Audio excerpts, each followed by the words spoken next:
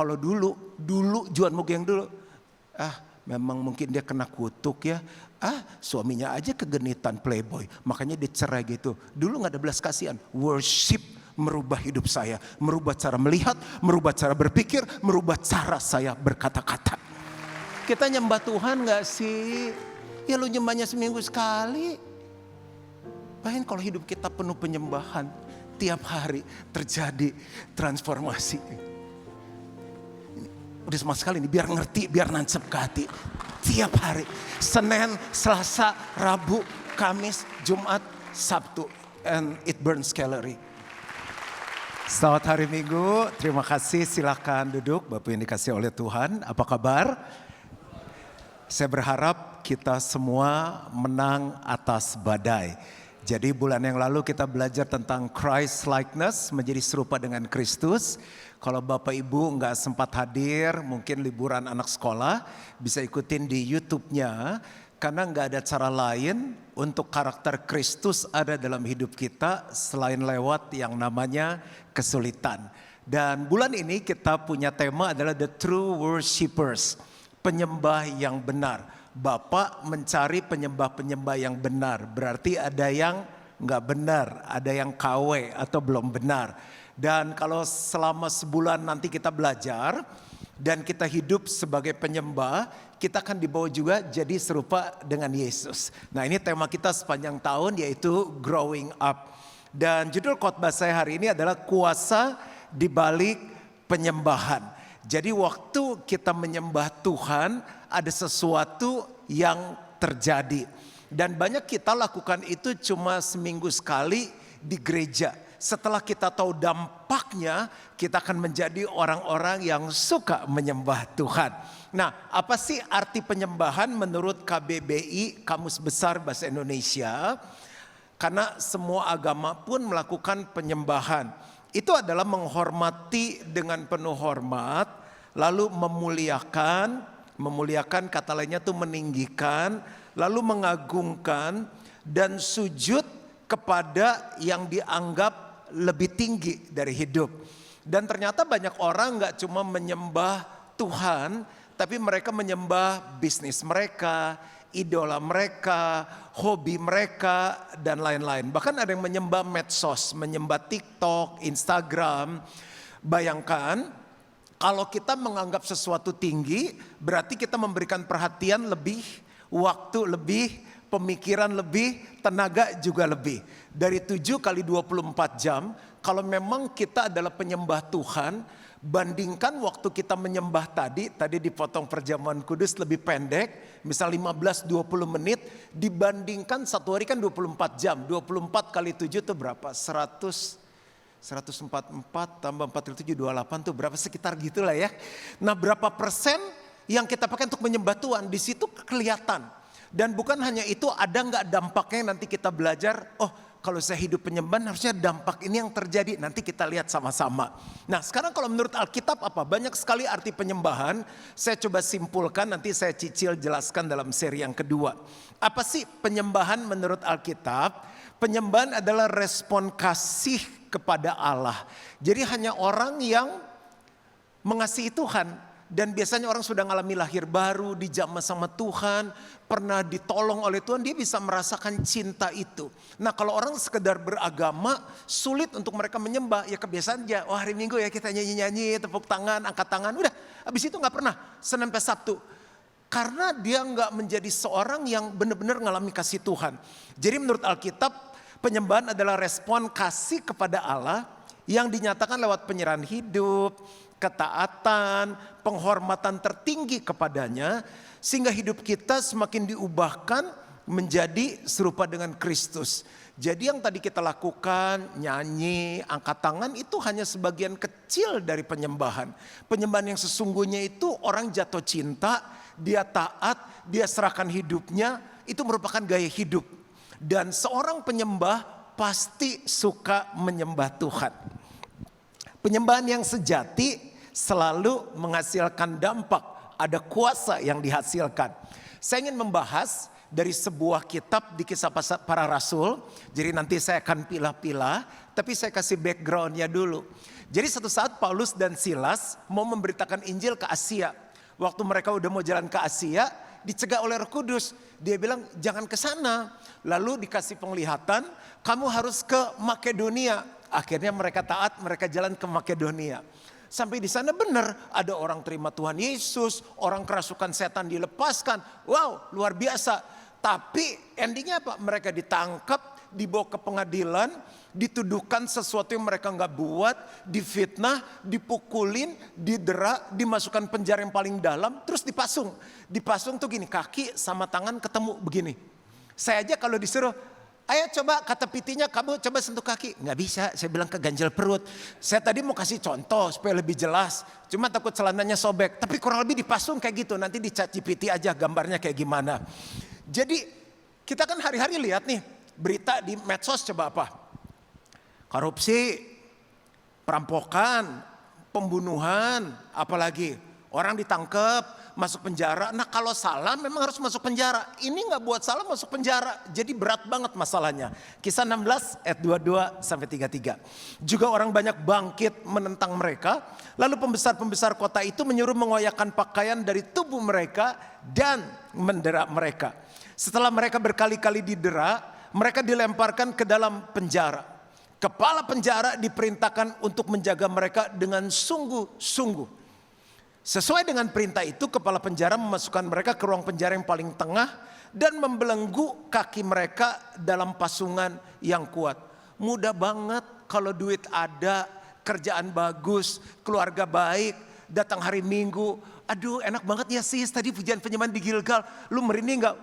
Gue sampai keluar asap. Itu mah gampang, semua orang bisa. Tapi kalau lagi seneng gak menyembah Tuhan, itu sih keterlaluan. Tapi kalau lagi susah, rupiah melorot terhadap mata uang asing, saham turun, emas turun, penjualan sepi, aduh siapa yang mau beli, kompetitor tambah banyak, anak belum bertobat, suami belum bertobat, sakit gak kunjung sembuh. Tapi di titik itu sebagai orang yang mengasihi Tuhan, kita masih bisa menyembah Tuhan. Itu ciri orang yang grown up, yang dewasa di dalam Tuhan. Nah sekarang kita mau belajar 3 hal, 3 dampak yang terjadi saat kita menyembah Bapa. Are you ready? Yang pertama, worship is transformation. Artinya gini, penyembahan merubah hidup kita. Nah kalau kita ke gereja dari lahir tahunan, belasan tahun, puluhan tahun gak berubah-berubah. Coba diteliti penyembahannya gimana. Karena penyembahan selalu bicara mengenai perubahan. Ayat 25. Tetapi kira-kira tengah malam Paulus dan Silas berdoa dan menyanyikan puji-pujian kepada Allah. Dan orang-orang hukuman lain mendengarkan mereka. Nah kenapa Paulus dan Silas gak sakit hati? Wah gak bisa, ayo kita sue, ayo panggil lawyer, ayo kita hajar mereka bro. Gak ada yang marah-marah, Alkitab gak tulis. Mengapa? Karena di kisah 9 sebelumnya, di situ namanya dulu Saulus, dia berjumpa secara pribadi dengan Tuhan. Penyembahan gak hanya 30 menit di hari Minggu, tapi setiap saat waktu kita datang sama Tuhan, itu adalah penyembahan. Dan dulu dia bunuh orang Kristen, dia hancurin gereja, bakar gereja. Tapi waktu dia ketemu Tuhan, dia diubahkan. Jadi penyembahan itu merubah hidup seseorang. Tidak ada yang mustahil. Pertanyaan, suami kita bisa berubah gak? Kenapa lemas? Istri kita bisa berubah gak? Ekonomi kita bisa berubah gak? Kita harus ngalami. Kan itu mah Pastor Juan yang ngomong. Ngalamin dong. Karena saya dari 32 tahun yang lalu, umur 14, sekarang 53, berapa 20. Kenapa hitungan kali ini agak ngaco ya. 53 potong 14 berapa? 39 tahun, tua juga ya. 39 tahun hidup dalam penyembahan. Nah yang bisa ngelihat saya berubah itu, yang ikut saya dari awal, yang sama-sama bareng Juan Mogi masih culun. Berubah karakternya. Saya waktu lihat ke belakang, oh iya ya, saya berubah juga ya begitu. Jadi kalau kita rindu berubah, banyak menyembah Tuhan. Jadilah penyembah yang benar. Nah apa yang terjadi? Akhirnya dia ngikut Tuhan dari bakar gereja, dia bangun gereja. Itu udah berubah.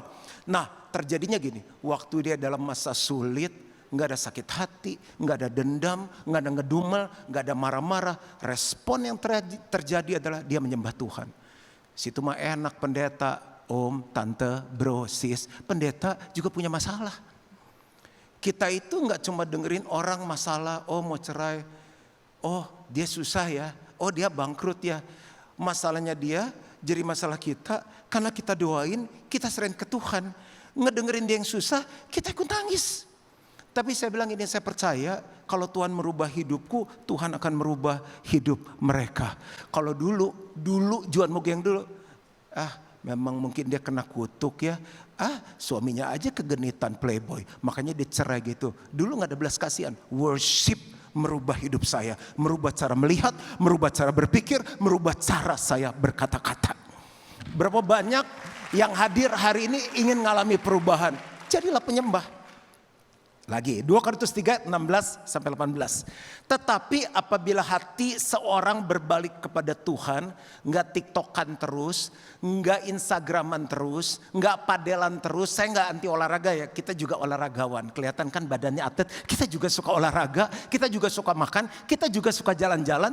Tapi kapan kamu punya waktu dengan Tuhan? Tetapi apabila hati seorang berbalik kepada Tuhan, maka selubung itu diambil daripadanya. Suami mau ceraiin istri, kan istrinya dia yang pilih. Istrinya cantik, istrinya baik. Kalau istrinya jahat, istrinya kayak setan. Aku pengen kawin sama kamu. Kenapa? Karena kamu kayak setan. Nggak mungkin. Tapi kenapa ditinggalin? Ada selubung. Nah waktu worship, selubung itu diambil.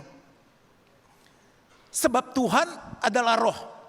Dan di mana ada roh Allah, di situ ada kemerdekaan. Harusnya kalau orang banyak menyembah Tuhan, dia bebas. Where the Spirit of the Lord is, there is freedom. Yang suka judi, bebas. Yang suka mabok, bebas. Yang suka berzina, bebas. Dan yang sudah bebas, katakan amin. Udah semangat sekali nih. Sebab Tuhan adalah roh, dan di mana ada roh Allah, di situ ada kemerdekaan. Dan kita semua mencerminkan kemuliaan Tuhan dengan muka yang tidak berselubung. Abis ketemu Tuhan, menyembah, bukan hanya selubungnya diangkat, bukan hanya ada kemerdekaan, yang terjadi berikutnya kemuliaan Tuhan ada dalam hidup kita. Dan karena kemuliaan itu datangnya dari Tuhan yang adalah roh, maka kita diubah menjadi serupa dengan gambarnya dalam kemuliaan yang semakin besar. Nah kalau puluhan tahun jadi orang Kristen, antara menyembahnya siapa, cara menyembahnya salah, pengertian menyembahnya salah, kenapa dia gak berubah-berubah? Karena harusnya kalau penyembah yang benar, dia mengalami worship is transformation. Saat kita menyembah Tuhan tuh kita lagi melihat Tuhan. Kalau kita melihat uang terus jadi materialistis. Coba deh tiap hari gak usah baca Alkitab, gak usah nyembah Tuhan. Liatin indeks, liatin saham, liatin saldo. Semua bank diliatin. Lama gak apa-apa, hatinya di uang. Kalau kita ngeliatin dunia terus jadi duniawi. Liatin aja film porno terus. Jadi apa? Jadi jorok. Liatin medsos terus. Terus sembari lihat. Apa ini diangkat ya? Ini yang bisa ditirusin begini. Terus dokternya kelebihan dok, tirus lagi terus begini. Kayak Juwita yang di dulu majalah Bobo itu. Ya anak apa tuh om majalah Bobo? Adalah zaman om dulu. Terus ini bisa disedot dok dikit. Dia nanti lama kelamaan akan pakai baju seperti artis yang dia suka. Sepatunya kayak artis yang dia suka, udah varises keluar semua. Terus makan nggak pepaya aja. Agak sesak bajunya. Terus dia nanti ngomongnya udah kayak orang itu. Apa yang kita lihat jadi seperti itu. Bayangin 7 kali 24 jam itu terus yang lu lihat. Tapi kalau kita lihat Yesus, kita akan jadi serupa dengan Yesus. Penyembahan itu mengubah hati. Saulus jadi Paulus, ngalami masa sulit, nggak ada kata-kata kotor. Yang ada dia berdoa dan menyembah Tuhan. Bukan hanya mengubah hati, penyembahan mengubah karakter. Baca Yesaya 6, dia udah pelayanan loh. Di Yesaya 6, waktu Raja Usia mati, dia bilang, aku melihat Tuhan. Waktu dia melihat Tuhan, dia bilang ini, aku celaka, aku orang najis. Tiba-tiba bara api diambil, mulutnya dikuduskan. Dia bilang, aku kuduskan mulut kamu. Bayangin pendeta dikudusin mulutnya. Kenapa? Khotbahnya dari Yesaya 1 sampai Yesaya 6 isinya gini, celakalah kamu, celakalah engkau, celakalah kamu. Itu khotbah marah-marah tuh ngutukin orang. Kan mesti penuh kasih kan. Dan di titik itu waktu Tuhan merubah dia dalam penyembahan, dia bilang begini, Tuhan ini aku, utuslah aku. Aneh dong, udah pendeta, udah nabi, dia bilang gini, aku mau mulai dengan mulut yang baru, dengan hati yang baru, melayani Tuhan dengan kasih. Yesaya 6 berikutnya dia masih ngomong, dia masih negur, tapi beda. Orang yang berjumpa Tuhan cara ngomongnya beda. Ayo yang suka gosip, tetangga diomongin, mertua diomongin, pendeta diomongin, artis diomongin, kayak lu keren aja. Mendingan sekarang lihat Tuhan, jadi serupa dengan Tuhan. Penyembahan merubah obrolan kita. Gitu guys. Penyembahan mengubah identitas kita. Yakub tuh jahat kan, kokonya sendiri disikat sama dia, dicia, dimakan. Satu saat dia bergumul dengan Tuhan, disitulah terjadi penyembahan, hanya dia dengan Tuhan seorang diri. Bergumul sampai pagi, pak! Ini pahanya dipatahkan, dia pincang kan? Kenapa? Ini kekuatan. Ini nggak so fitness ya, mohon maaf nih orang fitness. Ini quadruplet katanya. Ini ototnya, makanya kenapa kita mesti squat. Supaya tua, kita tidak pakai kursi roda, tidak pakai tongkat. Squat terus. Dipatahkan kekuatannya. Namanya Yakub dulu pencuri, penipu, diganti. Mulai sekarang nama kamu Israel. Artinya apa? Tuhan yang memerintah.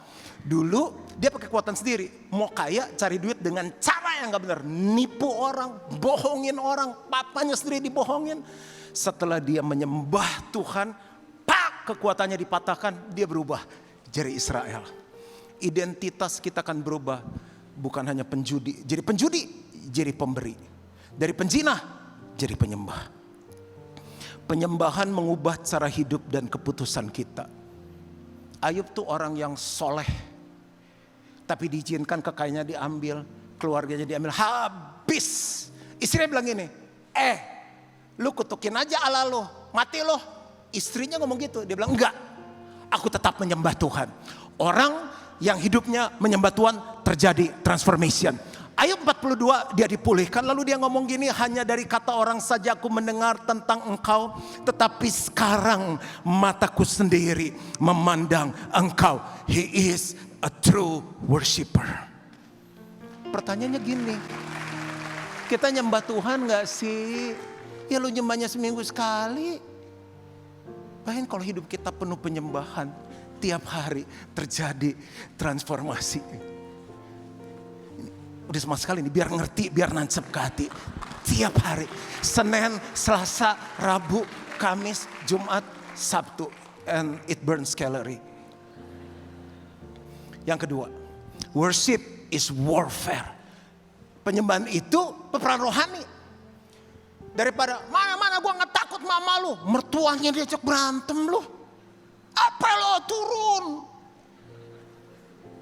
Terus menang gak? Enggak, benjol. Ngapain sih? Udah jangan main otot, jangan main suara, tekanan darah naik, obat darah tinggi mahal. Worship is warfare. Akan tetapi terjadilah gempa bumi yang hebat, sehingga sendi-sendi penjara itu goyah. Dan seketika itu juga terbukalah semua pintu. Bilang sama-sama, semua pintu.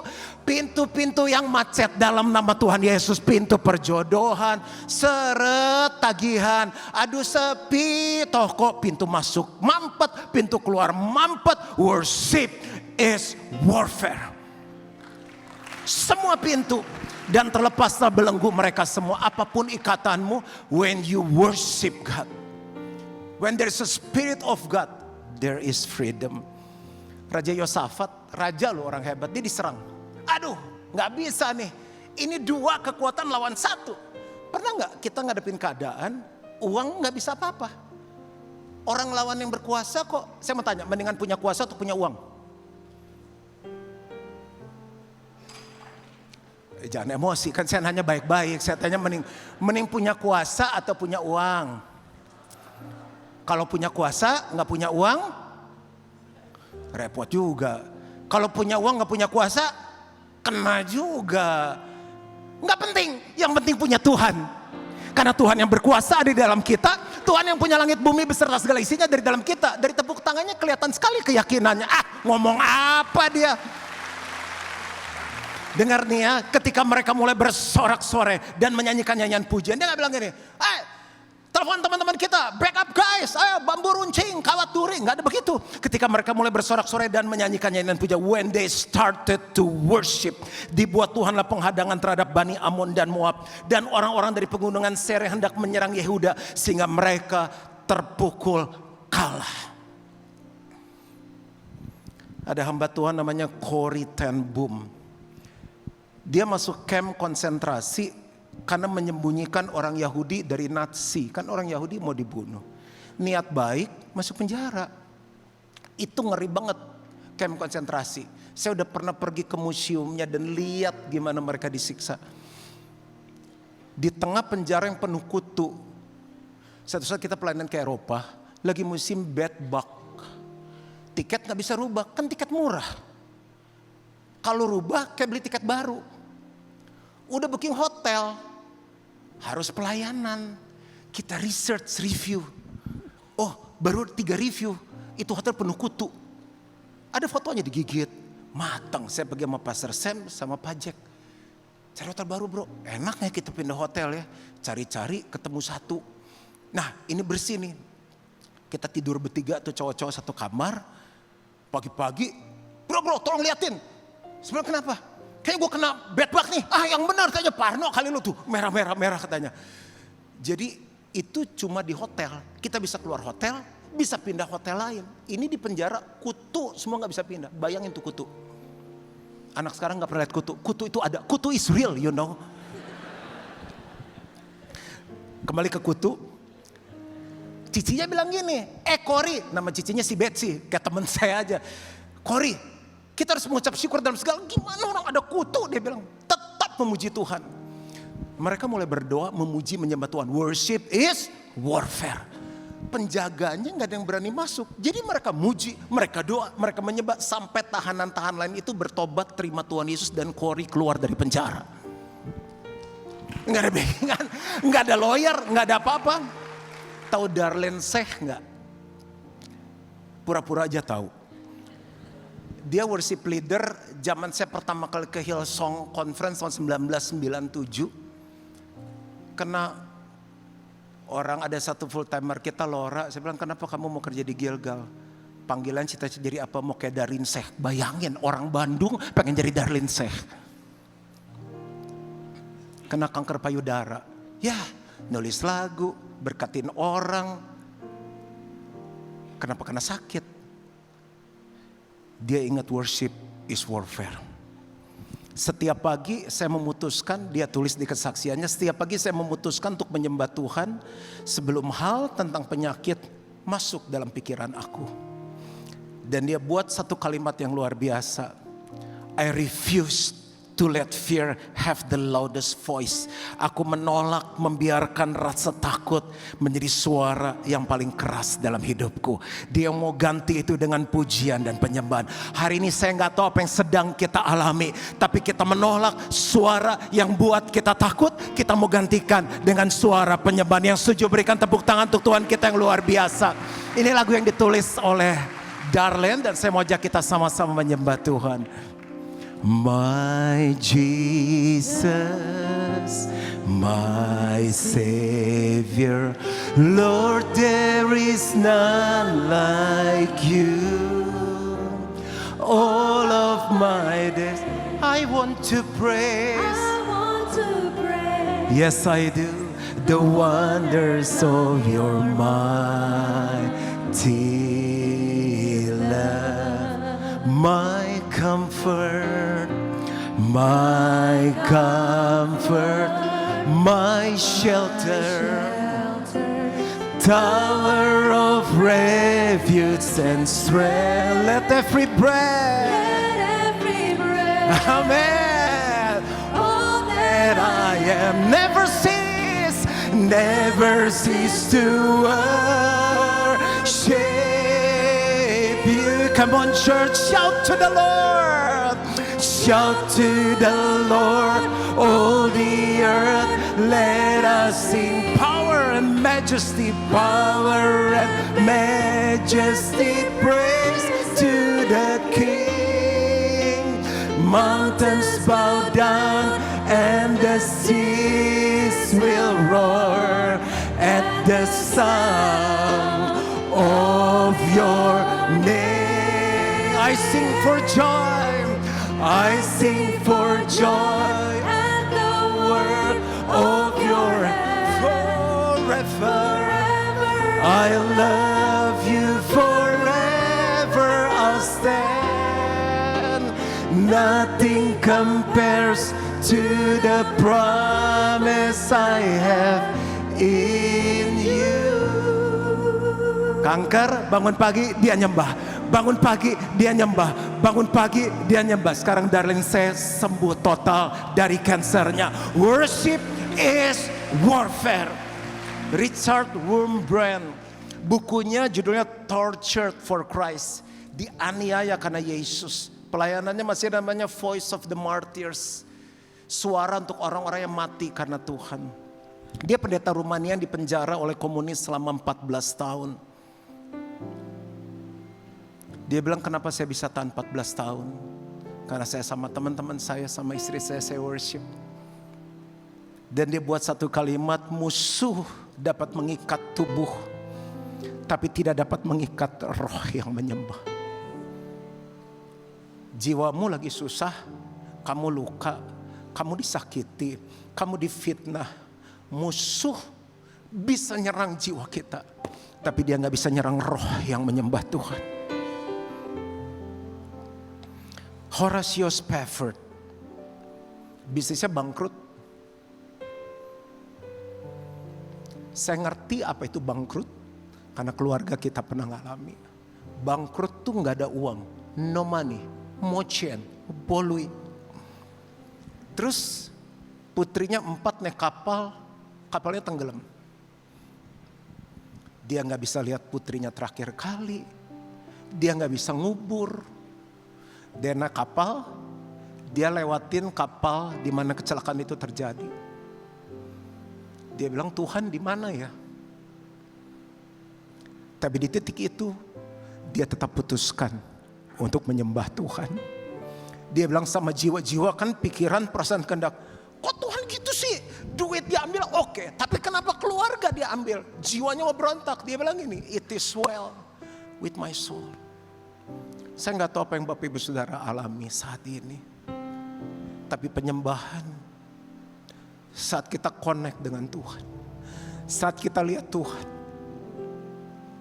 kekuatan roh membuat kita bisa ngomong sama jiwa kita, it is well with my soul. Saat dia lewatin kapal itu, dia gak bisa lihat lagi anaknya. Dia tulis satu lagu yang sampai saat ini memberkati banyak orang. Saya gak tahu Bapak Ibu Saudara tahu lagu ini atau enggak, tapi saya mau ajak kita nyanyi sama-sama, biar kita pulang dengan ketenangan jiwa kita. When peace like a river attendeth my way, when sorrows like sea billows roll,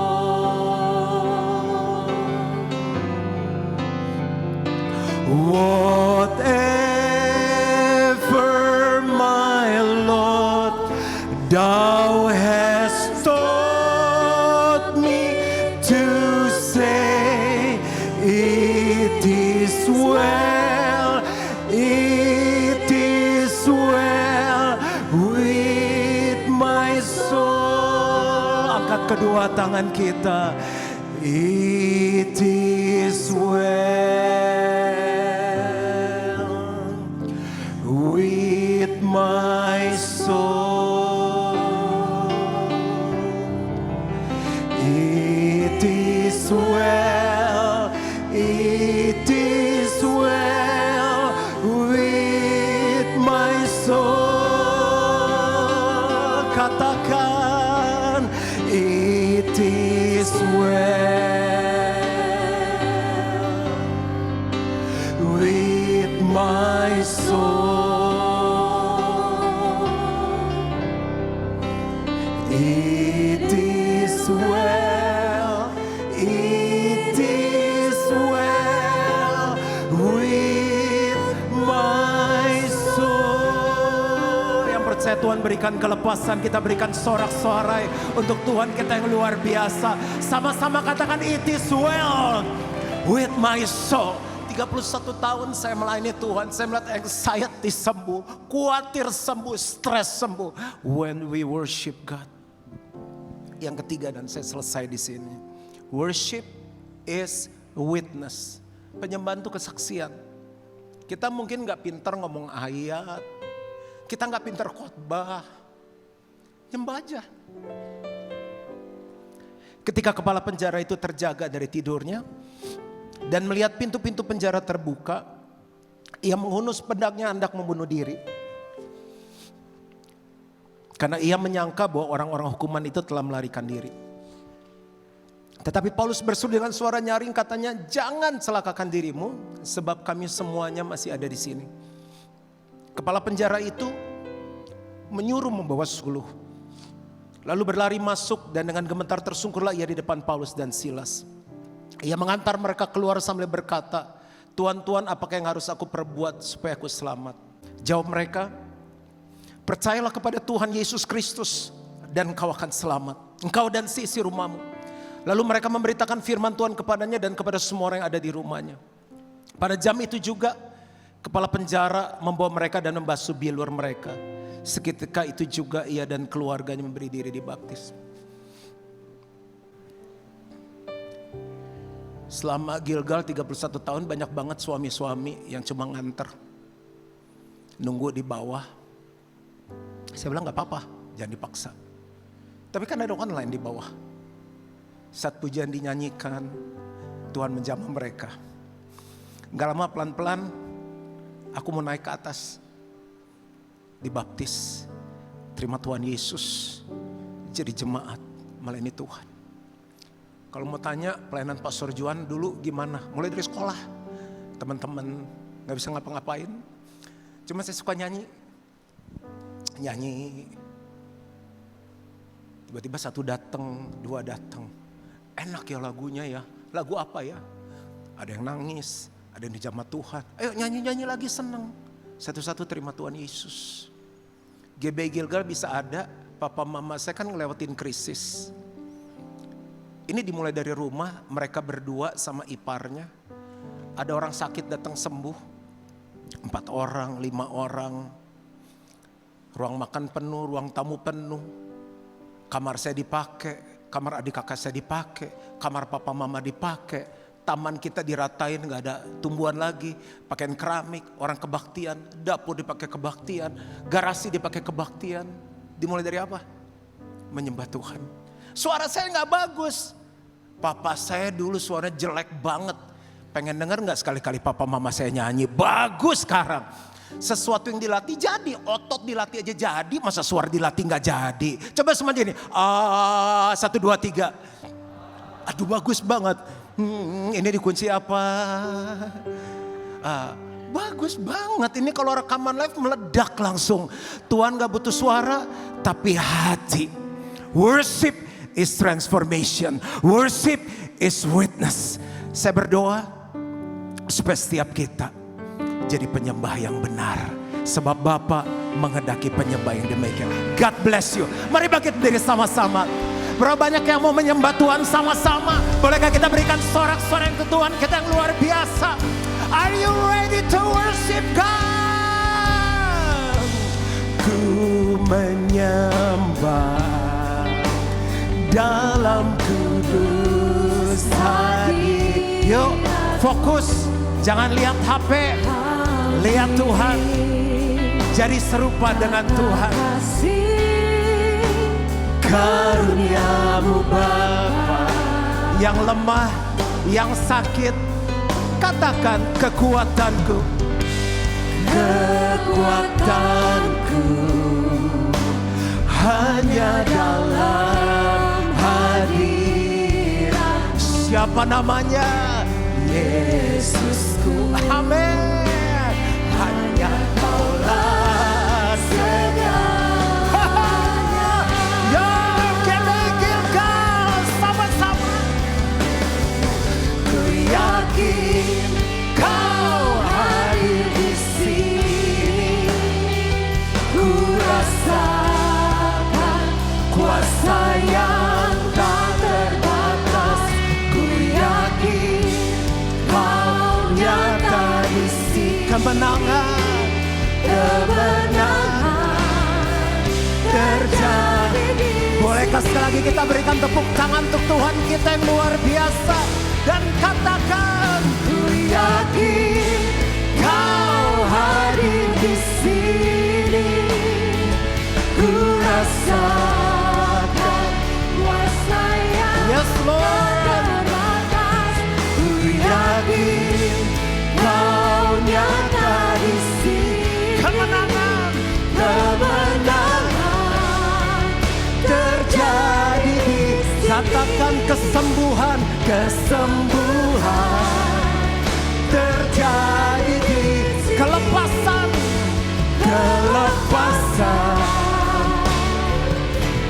terjadi di sini. Sorak-sorai yang paling meriah bagi Yesus tuh.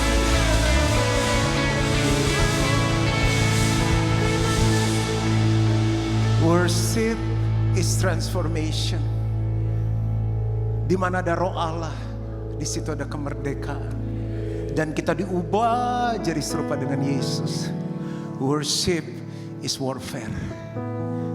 Oh, kita orang kaya. Seberapa kaya sih Om? Tapi kita kan punya kuasa. Kita sihir dia jadi kodok. Jangan Om. Kita pakai backingan kita. Sekuat apa sih? Kan bumi berputar. Ntar dia naik, dia turun. Tuhan gak pernah berubah. Sakit, susah. Coba pakai kekuatan roh. Yang ketiga, worship is witness.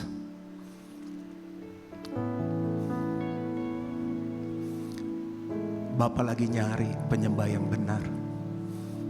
Siapa yang hari ini dengar firman dan bilang, Tuhan, mulai hari ini aku mau jadi penyembah yang benar yang dicari oleh Tuhan. Kalau engkau angkat kedua tanganmu.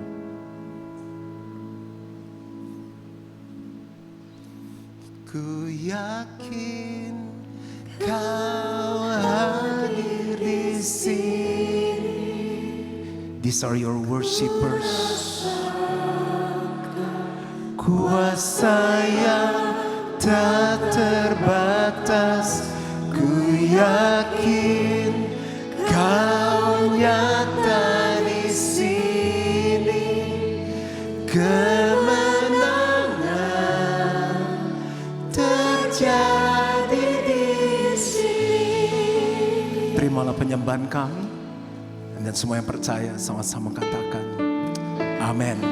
Amin.